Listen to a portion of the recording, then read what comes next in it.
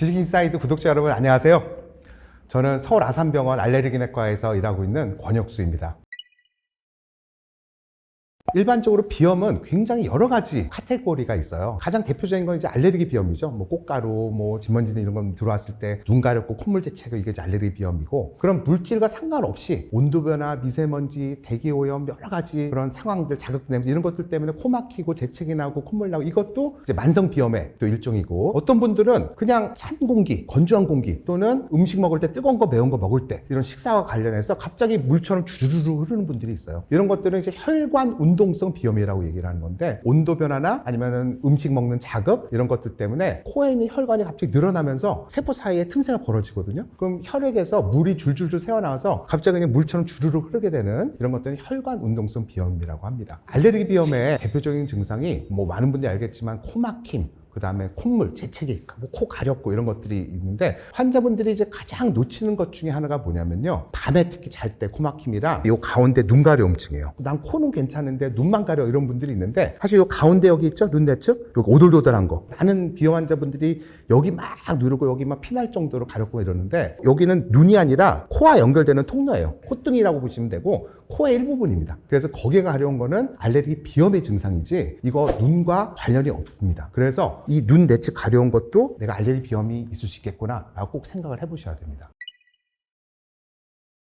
그럴 때 방법이 여러 가지, 이제 사람들이 코에 뿌리는 스프레이도 있고, 아니면 주사기에다가 50ml에다가 식염수 넣고 코에 짜는 방법도 있고, 또 굉장히 비싼 기계에다 드드득 해서 막 해석하는 방법도 있는데, 현재 가장 효과적이고 가성비도 좋고 가장 좋은 치료라고 되어 있는 게 바로 생리식염수 코세척 방법입니다. 그러면 어떻게 하느냐, 그 소금포 넣고 그다음에 물, 깨끗한 물 채우고 30도 정도 되게, 그렇기 때문에 미지근하게 하고, 만약에 미지근하지 않다 그러면 그 통째로 그냥 전자레인지에 한 30초 정도 데펴서 차갑지만 않을 정도로만 하시면은 충분하게 할 수 있다, 그렇게 보시면 되겠고, 그 다음에 이제 코를 대고 할 때 한쪽 코로 짜서 반대쪽 코로 물이 나오게 돼 있거든요. 근데 이제 목 뒤로 넘어갈까봐 걱정하시는 분들이 되게 많아요. 그럴 때는 이 또는 아 소리를 내면서 쭉 짜면은 목 뒤로 넘어가지 않고 할 수 있고, 또 목으로 넘어간다 하더라도 90도 숙여서 이렇게 짜면은 목 뒤로 넘어가지 않고 나와도 입으로 나오기 때문에 막 숨 막히고 이런 걱정 안 하셔야 됩니다. 생리식염수는 여러분들의 눈물과 콧물과 똑같은 농도예요. 그렇기 때문에 온도만 맞는다면은 그냥 눈물, 콧물 있는 거랑 차이가 없는데 뭐 이거 갖고 고민할 필요는 없습니다. 그 다음에 할 때 서서 하는 것보다는 왼쪽 코를 할 때는 이렇게 왼쪽의 아래쪽 각에 고개를 완전 숙여서 하고, 오른쪽으로 할 때는 오른쪽 아래에서 완전히 숙여서 해서, 가능한 한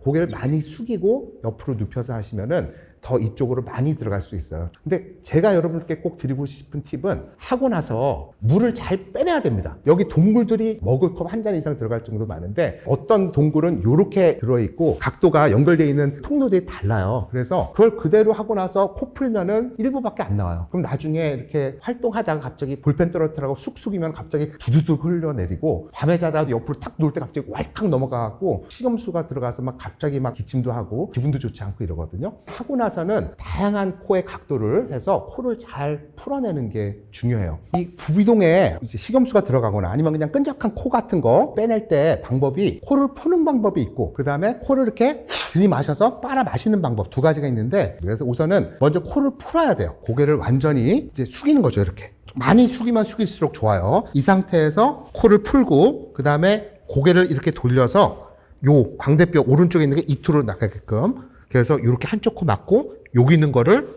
푸는 겁니다. 이렇게 반대쪽도 이렇게 돌려서 이쪽도 고개를 완전 숙여서 빼내주시고, 완전 숙여서도 빼내고,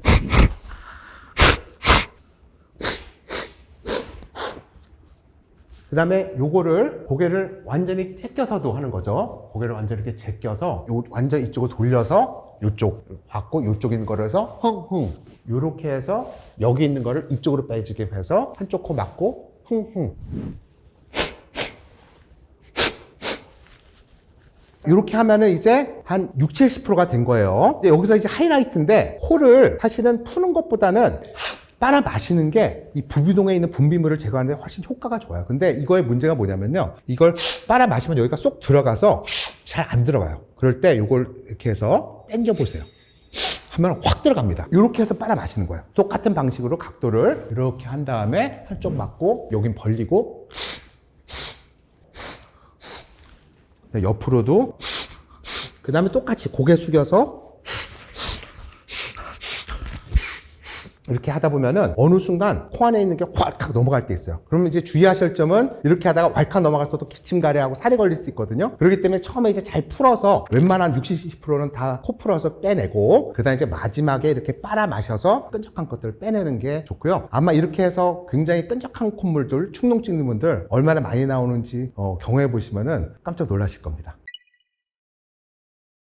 그래서 생리식염수 코 세척을 할 때 우선 안 되는 거는 뭐냐면 집에 있는 뭐 주겸이나 뭐 저기 천일염 쓴다 이거 안 됩니다. 굉장히 불순물도 많고 하기 때문에 가능하다면은 생리식염수 전용으로 순수 소금 있죠? 그런 것들 쓰시기를 바래요. 그다음에 일반적으로 생리식염수 병으로 파는 거 있는데 이건 비싸고 그러니까 딱 그런 작은 포 되게 싸게 파니까 그런 거 섞어서 쓰시면 된다. 그다음에 바로 한 요 200ml 또는 250ml 정도 되는 이렇게 플라스틱 통이 있거든요. 물을 끓여서 식혀서 넣으셔도 되고 정수기물 또는 생수 파는 거 넣으셔도 되고 수돗물은 넣지 않는 게 좋습니다. 이걸 하실 때 너무 세게 넣어서 귀에 물 들어가면 안 되고요. 살짝 눌러도 귀에 물 들어가는 분들은 이거 쓰시면 안 돼요. 중이염이 생길 수 있기 때문에. 그리고 이미 중이염이 있는 분들은 그냥 안 하시는 게 좋아요. 이런 주의를 갖고 우선 시작을 하시면 된다. 생리식염수 코 세척을 매일 하느냐 평생 해도 되냐? 답은 평생 해도 됩니다. 근데 이제 아까 얘기한 데 일부 귀에 물이 쉽게 들어가는 분들은 그걸 하시면 안 되겠고요. 그 다음에 이거를 자주 했을 때 오히려 코가 더 건조하다고 느끼는 분들이 간혹 있어요. 왜냐면 이제 코 점막에는 코를 보호하는 약간 점액, 끈적한 것들이 항상 조금씩 있는데 사실 코 세척에 가장 효과가 있는 거는 그 점액이 과도하게 거기에 묻어 있어서 걔를 씻어내서 기능을 정상화시키는 게 효과가 있는데 건강한 코에다가 그걸 너무나 해버리면은 오히려 코가 더 건조하게 될 수 있는 거죠. 그래서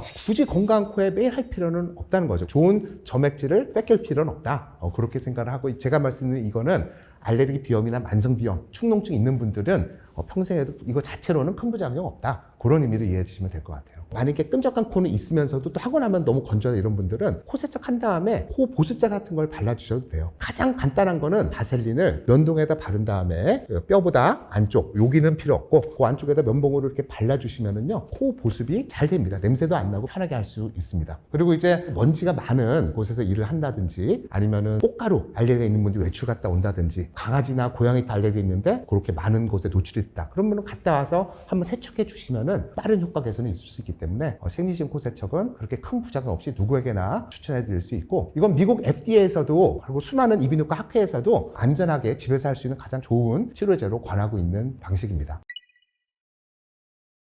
우선 첫 번째 알레르기 비염에서는 비강분무 스테로이드예요. 나잘 스프레이. 이 비강분무 스테로이드를 꾸준히 매일 쓰는 게 건강을 보장해주는 약이다. 그럼 이게 스테로이드라고 해서 기분 나쁘잖아요. 이거 나쁜 약, 오래 쓰면 코 망가지는 약. 절대로 그러지 않다는 거죠. 저도 몇 년을 매일 쓰고 있거든요. 우리 애들도 매일 쓰게 해주고 있고 매일 써도 분해되는 스테로이드고 몸에 악영을 끼치는 스테로이드가 아니기 때문에 오히려 많은 논문에서 장기적으로 수년을 써도 오히려 코가 더 건강은 건강했지 나쁜 게 아니에요. 그러니까 개념을 얘는 오늘 뿌린다고 오늘 효과가 없거든요. 꾸준하게 매일매일 쓰는 게 중요하기 때문에 그렇게 하시면 안쪽에 막힌 거를 장기적으로 뚫어준다. 두 번째로는 코뼈가 휘어서 비중격 만곡증을 하죠. 그래서 한쪽 코가 꽉 막혀서 코 호흡을 못하는 경우가 있고요. 이게 또 악성적으로 막 이렇게 S자로 구불고 하면 양쪽이 다 막히는 경우가 있어요. 그래서 심한 경우는 이런 것들은 이비인후과 선생님 찾아가서 수술을 받아서 그 중격을 똑바로 해야지만 코 막힘이 부러지는데 집에서 이제 간단하게 이 테스트를 한번 해보시면 좋아요. 한쪽 코를 막고 이 뼈 밑에 있죠? 여기를 이렇게 해서 당겨봐요. 이렇게 당긴 상태에서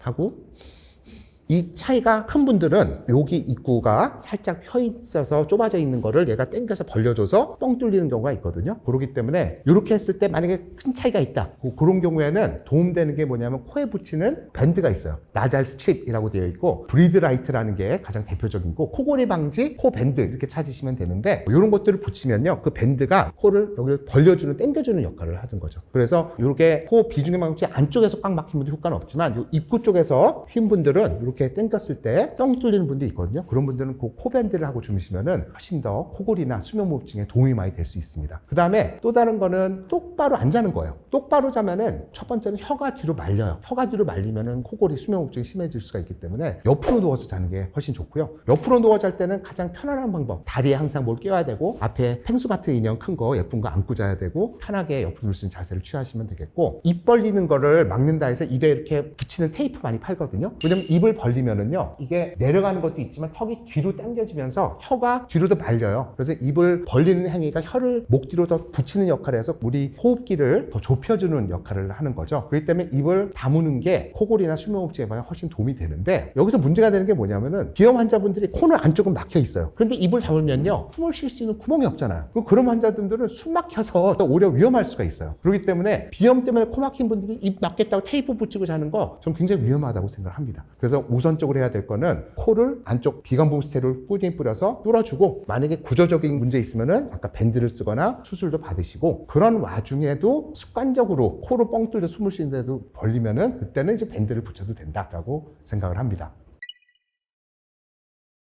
이 코 안이 의외로 굉장히 좁은 골목처럼 되어 있기 때문에 끈적한 콧물과 코딱지, 이것도 조금 있으면 코가 꽉 막혀요. 그래서 이제 코 풀거나 코딱지 떼내면 뻥 뚫으면서 시원해. 그런데 이 손가락으로 코를 파면요, 점막에 상처가 생겨요. 무릎이나 이런 데도 피딱지 생기잖아요. 그럼 거기 피딱지 떼어내면 어떻게 진물 나오잖아요. 그럼 그 자리에 또 딱지 생기고 계속 딱지가 생기잖아요. 그래서 저절로 떨어질 때까지 건드리지 않는 게 좋은 것처럼 코딱지도 자꾸 파내면 그 자리가 상처가 또 생기고 진물 나오면서 또 딱지 생기고, 이 반복돼서 거기 딱 달라붙어 있기 때문에 해결이 안 돼요. 그렇기 때문에 가급적이면 손톱, 특히 여성분들 손톱 긴 걸로 자꾸 파시면은 더 악화될 수 있다. 균도 자라고. 그러면 이럴 때는 어떻게 해야 되느냐? 우선 생리식염수 코세척으로 거기를 계속적으로 씻어주는 게 같은 자리에 코딱지나 피딱지가 눌러붙는 거를 막을 수가 있어요. 식염수 자체가 이런 코 점막의 세균 증식을 억제하는 효과가 있거든요. 그럼에도 불구하고 계속적으로 피가 자꾸 나고 피딱지 생기고 이럴 때는요, 코에 항생제 연고를 발라주셔야 됩니다. 그래서 코에 가장 부드러운 연고는 눈에 쓰는 안연고예요. 항생제 안연고를 면봉에다가 발라서, 코 있죠? 이 안에 골고루 이렇게 발라서 3일에서 5일만 발라주잖아요. 그러면은 어떤 분들은 겨울 내내 코 건조하면서 한두 달 내내 계속 피딱지 코딱지 파고 다니는 분이 있는데, 허무하게도 3일이면 싹 나버립니다. 그런 게 없으면 어떡하냐? 그냥 약국에서 항생제 연고 있죠? 에스로반, 박트로반, 아니면 후시딘 연고, 이런 상처 치료하는 항생제 연고 같은 거를 면봉에다 발라서 그렇게 해서 3일, 5일 바르셔도 굉장히 효과 좋게 피딱지 코딱지 만성적인 거 치료할 수가 있습니다.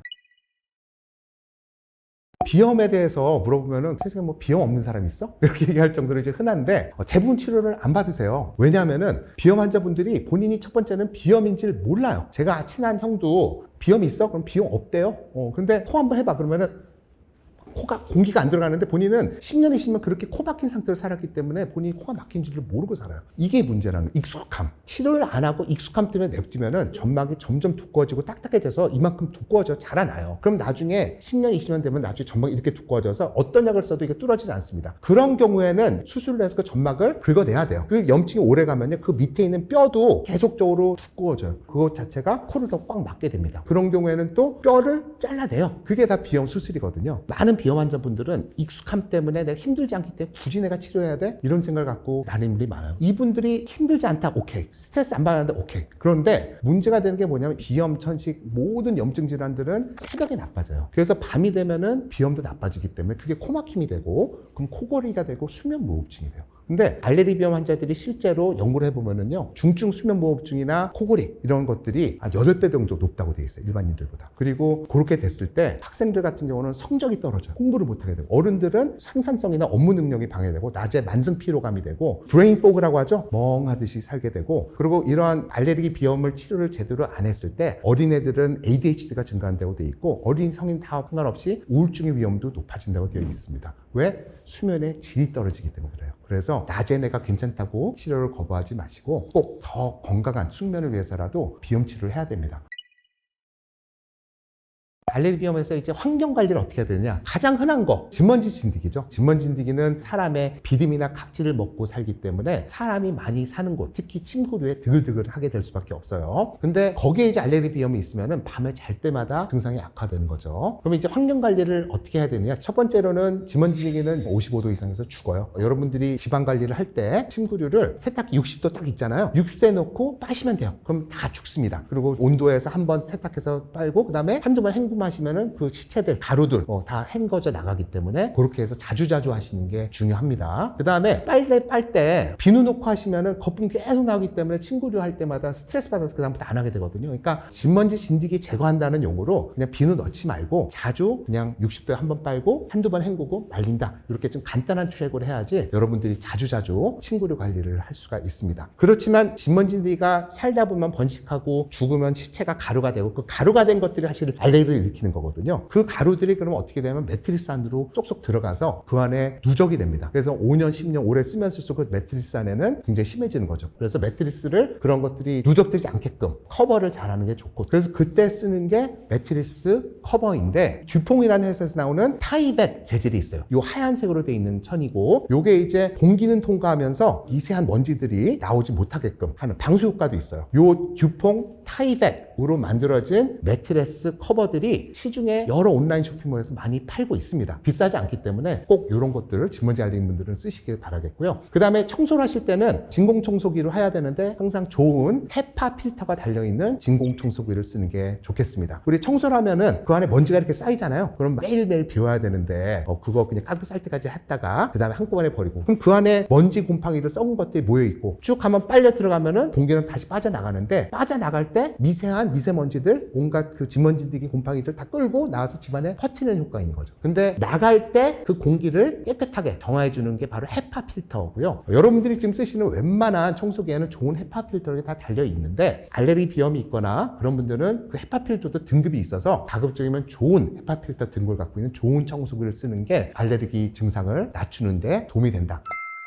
진먼지가 한 18도 이하면은 얘네들이 번식을 잘 못해요. 그러니까 18도 이상, 20도 너무 따뜻하면은 그때는 이제 활발하게 번식을 해서 숫자가 늘어나는데, 얘네들은 물을 먹지를 않고요. 그 곤충의 피부를 통해서 습기를 흡수해서 사는 거예요. 습도가 높으면은 몸으로 흡수돼서 물을 잘 먹고 더 성장을 잘 할 수가 있기 때문에 따뜻하고 습하다? 와, 이거 진먼지의 천국인 거죠. 그렇기 때문에 여름이나 이럴 때도 잘 살 수 있지만, 겨울에 난방 틀어놓고 공기 건조하다, 호흡기 질환 예방해야 돼 해서 가습기를 틀어놓으면은 습하면서 따뜻해지기 때문에, 그리고 환기도 안 시키잖아요, 겨울에. 그럼 집안에 진먼지 가루의 농도가 늘어나면서 비염 천식이 더 악화될 수가 있습니다. 그렇기 때문에 코가 건조하다, 기관지가 건조하다 이런 거는 사실은 만성 호흡기 질환에 크게 문제가 되지는 않아요. 오히려 물을 자주 마시고 다른 치료를 하시는 게 더 급선무지, 습기를 높인다고 이런 것들이 더 좋아진다는 근거는 없습니다. 그렇기 때문에 괜히 집에 가습기 많이 틀어놔서 진먼지기를 더 잘 자라게 하고 곰팡이도 증식시키고 이런 거 안 하는 게 전 더 좋다고 생각을 합니다.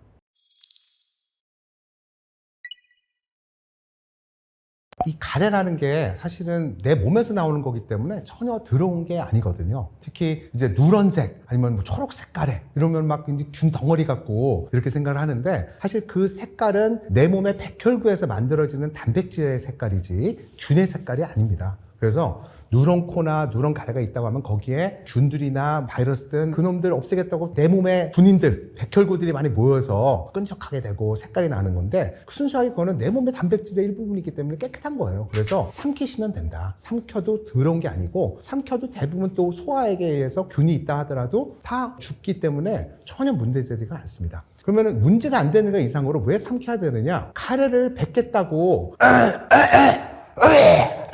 이걸 하다 보면은요, 성대와 목 주변이 계속 팍팍 점막에 상처가 생기고 거기가 빨개져요. 그러면은 거기가 감각도 예민해지기 때문에 나중에는 가래가 더 있다고 느껴져서 더 하겠다고, 더 뱉겠다고. 근데 막상 가래가 별로 없는데도 불구하고 이만큼 있다고 느껴지는 거예요. 화끈화끈한 그 상처 때문에. 그래서 이게 악순환이 되고 나중에는 이게 습관처럼 바뀔 수가 있기 때문에 가래는 뱉으려고 하지 말고 삼켜라 라고 제가 항상 강조를 드리고 있습니다. 우리 목에는요, 간질간질하는 느낌 있잖아요. 기침을 하고 싶게끔 느끼는 신경, 또는 여기에 뭔가 이렇게 꽉 막혀 있으면 숨을 못 쉬니까 이상한 물질이 있어서 빨리 그걸 없애야 돼 라고 해서 이물질을 느끼는 그런 신경들이 곳곳에 배치가 되어 있어요. 근데 이 기침을 느끼게 하는 신경과 이무감을 느끼는 신경이 상당 부분 많이 겹쳐 있기도 한데요. 근데 그게 감각이기 때문에 아까 예를 들어 이런 가래를 자꾸 해서 목에 자꾸 점막에 상처를 준다든지 기침, 가래 느끼게 하는 그 신경을 과하게 예민하게 만들거나 손상을 주면은요 계속적으로 그 느낌을 갖고 살게 되는 경우가 많이 있어요. 실제로 많은 분들이 가래는 나오진 않은데 가래는 많어 이렇게 얘기하는 분이 많거든요. 그게 가래가 정말로 드물게는 너무나 끈적거리고 이렇게 해서 힘도 없어서 안 나오는 분도 있지만 대부분의 어르신들이 그렇게 오랫동안 마른 기침 하는 분들은 가래가 없어요. 존재하지 않는데 여기가 그냥 신경이 예민해져서 가래가 이만큼 있다고 생각하면서 그걸 뱉겠다고 계속적으로 캑캑거리고 그게 여기가 더 상처를 주고 예민해지가 더 하고 그래서 마치 신발 밑에 요만한 모래알 들어있을 때 이따만한 거 들었다고 우리가 느끼잖아요. 막상 보면 눈에 보이지도 않잖아요. 그런 느낌을 갖고 살아가는 거예요. 예민한 목이. 그래서 이 문제는 그 감각 신경이 과민하게 되는 신경 문제다. 그렇게 이해할 수 있습니다. 이런 분들이 굉장히 많이 있는데 안타까운 거는 그 원인을 찾겠다고 이 병원 가고 저 병원 가고 계속적으로 고통 속에서 사는 분들이 많이 있어요. 그래서 이런 이물감이라든지 아니면 간질간질 만성 기침을 느낄 때는 그 기침 자체를 억제하는 기침약을 먹는 것 자체가 중요한 치료가 된다는 얘기를 하고 싶은 거예요. 가래 뱉는 행위가 성대와 목을 더 손상시키고 이것 때문에 피도 나오는 수 있어요. 저희한테 기침 때문에 피 나서 벼락이냐 암 걸렸다고 막 걱정하시는 분들 많이 오시는데 대부분은 가래 뱉겠다고 이거 하다가 여기에 성대에 상처 나서 거기서 점막 피 터지시는 분들이 더 많거든요. 그래서 목을 보호하면서 기침을 하고 가래를 뱉는 습관이 중요한데 그 방법이 바로 허프 기침입니다. 영어로 하면 허프 커프. 그래서 방법은 이 소리가 안 나게끔 하는 거예요. 그래서 약간의 근력이 필요합니다. 숨을 크게 쉰 다음에 입을 벌리고 그 다음에 성대를 연 상태에서 촛불 한 100개를 입김 이걸로 끈다고 생각하시면 돼요. 그래서 이러면은 세게 바람을 확 나오면서 고여있던 가래가 툭 튀어나올 수가 있는데 그때 이걸 안 하기 때문에 성대, 목에 점막을 상처를 안 입히고 할 수 있는 거죠. 그래서 이걸 반복하시면 되는 거예요. 이거를 반복하다 보면은 조금씩 가래가 올라와서 어느 순간에 5번, 10번 하다 보면 튀어나옵니다. 그 다음에 그것부터 뱉겠다고 이렇게 하시면 안 되고 물로 삼키시면은 부드럽게 가래를 제거할 수가 있고요. 만약에 힘이 없고 이걸 잘 해도 이렇게 잘 안 되는 분들은요 제가 이제 약간 우스꽝스러운 자세를 하는데 마치 이거 우리 수도 펌프 있죠? 폐를 꽉 짜내는 식으로 해서 한 다음에 이거를 여기를 탁 때리면서 이렇게 계속 하다 보면은 가래가 툭 튀어나올 수 있습니다. 대신 사람 앞에서 하다 보면 갑자기 툭 튀어나와서 사람 얼굴에 가래 튈 수 있으니까 혼자서 벽 보고 하세요. 이런 진짜 끈적한 가래나 누런 가래가 나오는 곳이 두 군데가 있어요. 하나는 코가 있고 하나는 기관지 2개 있습니다. 사실은 감기 걸리거나 많은 분들 누런 가래가 나온다고 할 때 기관지에서 나오는 가래보다는 코가지로 넘어가서 나오는 가래가 더 많아요. 대부분 부비동염 때문에 나는 코가래입니다. 그래서 감기 걸려도 이 안에서 생긴 누런 끈적한 가래가 앞으로는 안 나오고 다 뒤로 넘어가서 여기에 고입니다. 그걸 가래로 해서 기침하면 툭 튀어나와요. 그러면 느낌은 폐에서 나온다고 생각하지만 코에서 내려온 게 다시 올라오는 거예요. 이게 제일 흔하고요. 그 다음에 이제 또 기관지 폐에서 올라올 수 있는데 이런 가래나 이런 것들이 배출이 잘 안 되고 계속 고여 있으면은 당연히 숨 쉬는 것도 힘들고 답답한 것도 있지만 그 가래에 2차 감염이 될 수가 있기 때문에 우리가 자연적으로 가래를 배출하는 것 자체가 어떻게 보면 2차 감염을 예방하는 데도 좀 도움이 될 수가 있어요. 그래서 코가래를 빼는데 가장 도움되는 게 식염수 코세척 이런 방법이 있겠고 기관지의 가래를 빼내는 거는 이런 허프커프 방식으로 해서 이런 것들이 많이 쌓이지 않게끔 관리를 잘 하시는 게 도움이 될 수 있습니다. 그럼 이 가래가 내가 이게 코에서 나오는 거야? 기관지에서 올라오는 거야? 이거를 구분하는 방법이 뭐냐면은 우선 코를 빨아 마셔보는 거죠. 그래서 빨아 마실 때는 한쪽 코를 막고 그 다음에 하면 여기가 쏙 들어가거든요. 그래서 잘 빨아 마시지 않기 때문에 요거 이렇게 당겨서 이렇게 하시면은 만약에 끈적한 코가 있으면 확 뒤로 넘어갈 수 있습니다. 그리고 또 입천장을 약간 진동 있죠?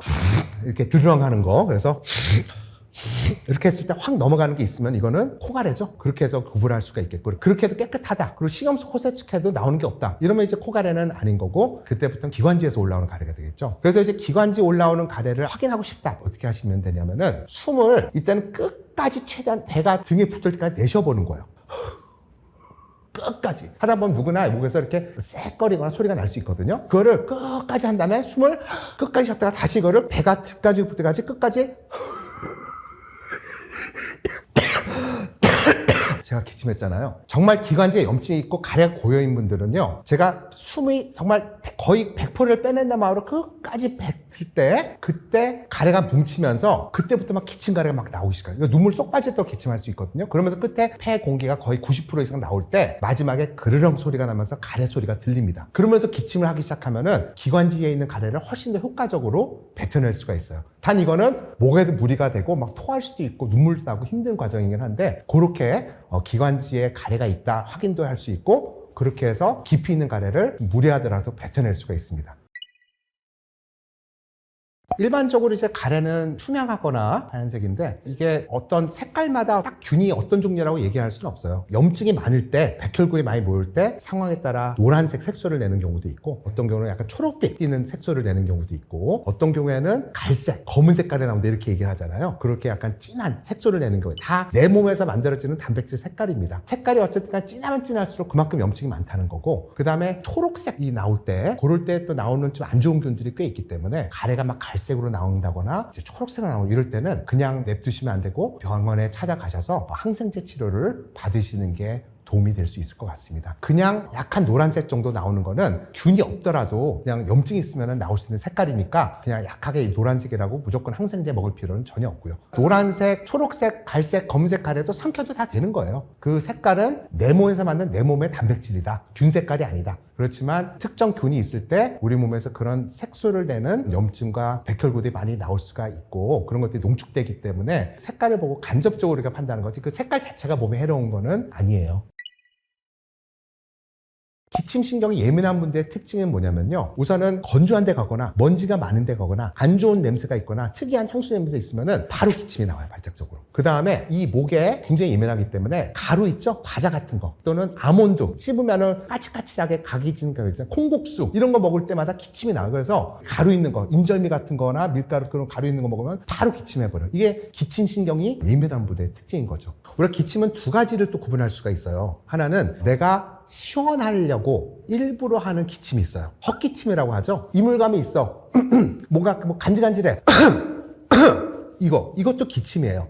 근데 이거는 만약에 내가 회의실에 있다, 아니면 영화관에 갔다, 엘리베이터 탔다, 그러면 이건 내가 참을 수 있어요. 참을 수 있는 거는 대부분은 우리가 시원하려고 일부러 하는 기침이다, 이렇게 보시면 되는 거예요. 그래서 이건 순수한 의미에서 아주 병적인 기침은 아니라고 보시면 돼요. 그런데 우리가 이제 병적으로 보는 정말 치료 대상인 기침은 내가 참을 수 없는 기침, 발작적으로 나오는 기침, 이런 거예요. 그러니까 이런 거는 지하철이나 엘리베이터 참으려고 해도 막 참으려고 해도 시뻘게 해도 결국은 이렇게 갑자기 막 나도 모르게 튀어나오는 거, 이런 것들은 참을 수 없는 영역이잖아요. 반사신경이죠. 이런 기침은 우리가 정말로 치료를 해야 된다. 근데 이런 기침이 이제 감기가 걸려도 한 2, 3주는 누구나 할 수 있기 때문에 3주까지는 저희가 병으로 보지도 않고 그냥 약국 가서 아니면 병원 가서 치료받으시면 되는데, 이런 병이 이제 3주 이상 지속되면은 이거 문제가 있다, 다른 병이 있을 수 있다, 이렇게 생각을 할 수 있고, 8주죠. 2달이 넘어가면은 이건 무조건 검사를 받아보셔야 된다, 의사들은 그렇게 생각을 합니다. 아까 참을 수 있는 기침 있죠? 그런 것들은 사실은 내가 시원하려고 이물감 때문에 신경이 예민해서 하는 건데, 그런 경우는 습관을 부르는 거고, 이게 습관화가 되면 나도 모르는 사이에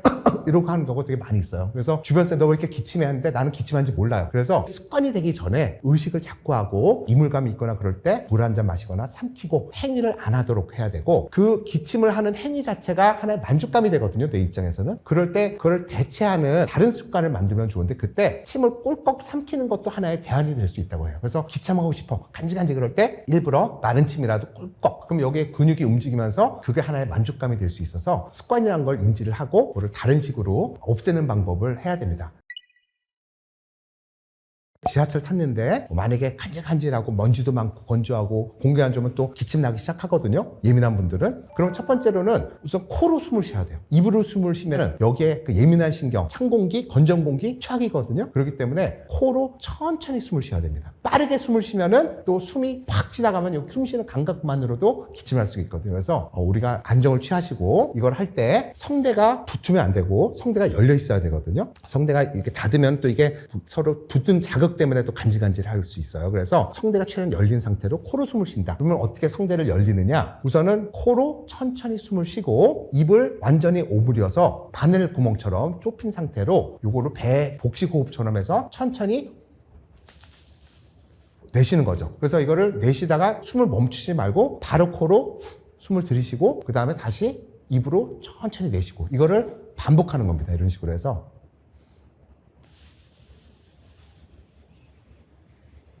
이렇게 하는 건데 이때 숨을 쉬고 내쉴 때 숨을 멈추시면 안 되고 연속 동작으로 그리고 크게 크게 쉬는 게 아니라 내 호흡의 30에서 50%만 해서 반복하시면은 여기가 건조하지도 않고 또 성대가 열린 상태로 자극이 덜 가는 상태로 기침을 완화할 수가 있기 때문에 비상시에는 이런 호흡법을 사용해 보시고 그런 와중에 이물감이 있다 그러면은 고개를 숙이시고 마른 침이라도 꿀꺽 삼키시는 이런 행동을 하시면은 기침을 훨씬 더 완화시킬 수 있습니다. 우선은 3주나 8주, 2달 이상 계속 기침을 한다는 거에 꼭 전제 조건은 뭐냐면은 이제 기침 신경 자체가 굉장히 예민해져 있다는 거죠. 이 기침 신경이 우리 느낌은 다 여기만 있을 것 같잖아요. 여기가 간질간질하니까. 그런데 어디에 존재하느냐? 코 안에도 있고요. 귀 안에도 있고요. 폐 안에도 있고 식도 안에도 있고 횡격막, 배 아래쪽에도 있어요. 그렇기 때문에 이런 다양한 쪽에 문제가 있고 염증이 있을 때 그때 공통된 느낌은 여기가 간질간질하면서 기침을 하는 거예요. 그래서 여러분들이 기침할 때 이 병이 어디서부터 기우냐는 그 느낌만으로는 절대로 알 수가 없어요. 이럴 때 가장 흔하게 기침을 유발할 수 있는 병이 4가지가 있는데요. 하나가 코죠. 비염, 부비동염, 코에 염증이 있을 때 그 코 안에 있는 기침신경이 예민해져서 기침, 또 코가 뒤로 넘어가서 그게 역을 자극해서 하는 게 가장 흔한 만성기침의 원인이 되겠고요. 두 번째가 천식이에요. 기관지 천식. 그래서 천식이란 거는 기관지에 염증이 생기고 기관지가 자주 좁아지는 건데 숨차고 쌕쌕거리지 않고 기침만으로도 나올 수가 있어요. 특히 천식 기침은 새벽에 나빠져요. 그래서 새벽 한 2시부터 한 5시 사이에 기침 때문에 잠 못 자고 자꾸 깨는 경우 천식일 가능성이 많고요. 세 번째는 호상부성 기관지염 또는 알레르기 기관지염 이렇게 얘기하는데 천식과 비슷한 친구예요. 이것도 역시 기관지에 염증이 있으면서 만성적으로 몇 달 동안 기침을 할 수 있게 되어 있고 그 다음에 4번째가 위식도 역류증이죠. 위산이 음식이 역류해서 식도를 자극하거나 더 나아가서는 위산이 여기까지 와서 목에 시큼한 물도 나올 수 있고 그러면서 만성기침, 마른 기침을 유발할 수 있고 이게 이제 대표적인 4가지가 되겠고요. 그렇지만 이제 기침이 이렇게 2달 이상 할 때 많은 분들이 제일 걱정하는 건 뭐냐면요. 결핵과 하나는 폐암이죠. 근데 이 2가지는 사실은 그렇게 흔한 건 아니지만 이제 연세가 있으신 분들은 반드시 2달 이상 기침하면은 이런 것들은 엑스레이는 찍어보거나 필요하면 흉부시트를 찍어볼 필요는 있고 우리나라는 아직도 결핵이 흔한 나라예요. 그래서 기침을 오랫동안 하면서 누런가래나 이런 것들이 오래 나온다. 그러면은 우리나라에서는 꼭 결핵균 검사도 해볼 필요는 있습니다. 그 외에 일부 약제들이 이런 기침을 유발할 수 있기 때문에 고혈압 약제들 의사 선생님과 상의해 보시면은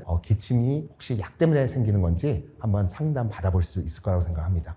기침 치료를 할 때 각 병마다 치료를 따로따로 하셔야 되는 거예요. 그래서 비염이 있으면은 코에 비강분무 스테로이드를 열심히 뿌린다든지 축농증이 있으면은 생리시험소 코세척도 기침 치료에 도움이 되고요. 그 다음에 천식이 있으면 당연히 흡입 스테로이드 이런 거 쓰고 위산이 역류한다 그러면은 당연히 제산제 이런 거 쓰면 되는데 이 기침이라는 게 모든 만성 기침 2달 이상 몇 개월 동안 기침하는 분들이 다 이런 특정 병이 있어서 기침을 하는 게 아니라는 거죠. 많은 분들은 그냥 기침신경 자체가 예민해서 계속적으로 오래 기침할 수가 있기 때문에 이럴 때는 기침약 자체를 먹어야 됩니다. 그럼 현재 기침약으로 유일하게 도움되는 기침약이 뭐냐면은 바로 코데인이라는 성분인 거예요. 그래서 디히드로코데인 또는 인산코데인 이런 코데인자가 들어가 있는 약인데 특정 병이 없고 그냥 기침이 신경이 예민해서 기침하는 오래 하는 분들은 반드시 이런 기침약을 드셔서 기침을 억제를 해야지만 치료할 수 있습니다. 몇 가지 부작용이 있다면 이런 기침약에 변비가 좀 생길 수 있어요. 변비가 있으시면은 거기에 맞춰서 변비 치료하시면 되겠고 만약에 예민한 분들은 이걸 과하게 먹으면은 메스껍거나 어지럽거나 졸릴 수 있어요. 그럴 때는 용량만 약간 낮추시면 되지 그렇게 위험한 약은 아니니까 기침 치료는 꼭 기침을 안 하게끔 잘 치료하는 게 중요합니다. 그래서 기침하는 분들은 첫 번째로는 굉장히 에어컨 많은 경우 있죠. 추운 공기가 기침을 또 유발하거든요. 그리고 건조한 공기 이런 데 피하셔야 되겠고 두 번째로는 먼지가 많고 사람 많은 경우 공기 안 좋은데 지하철 이런 것 좀 가능한 피하셔야 될 것 같고요. 그럴 때 이제 좋은 마스크 같은 거 끼시면은 그나마 좀 도움이 될 수 있고 항상 물 들고 다니시면은 좀 도움이 될 수 있을 것 같습니다. 기침이 신경이 예민해서 만성적으로 기침하거나 아니면 목에 자꾸 이물감을 느끼는 분들에게 도움이 될 수 있는 거는 크게는 목에 건조하지 않게끔 하는 거 두 번째 는 목에 조금이라도 침이나 가래가 고이지 않게끔 이 성대 주변을 깨끗하게 관리하는 방법이에요. 결국은 물을 자주 마시는 거. 두 번째로는 침을 분비시켜서 침을 삼키는 거죠. 그래서 사탕이나 껌 이런 것들을 씹는 게 도움이 되는데, 화한 거 또는 멘톨, 박하향 나는 거 이런 것들은 오히려 더 자극이 될 수 있기 때문에 가능한 한 향이 적거나 거의 없는 그런 사탕과 껌을 선택하는 게 좋겠고, 지하철 타거나 아니면 어디 공공시설에 가서 일시적으로 내가 기침 안 해야 될 때 그럴 때는 사탕, 껌 이런 것들을 빨면서 그 1시간, 2시간을 지내시는 것도 도움이 될 수 있을 것 같습니다. 온도에 대해서는 그냥 따뜻한 물이 훨씬 좀 더 낫다고 생각을 해요. 사실은 이게 물을 마신다는 얘기가 더 중요한 건데, 여기가 예민하신 분들은 차가운 게 들어갈 때 오히려 더 민감하게 반응을 할 수가 있어요. 그렇기 때문에 그냥 미지근한 물이나 따뜻한 물 마시는 게 기침 완화에는 조금 더 도움이 될 수 있는데, 만약에 먹을 건 없고 얼음밖에 없다 그러면은 안 먹는 것보다는 얼음이라도 빨아 먹는 게 기침에는 훨씬 더 도움이 된다, 그렇게 이해하시면 될 것 같아요.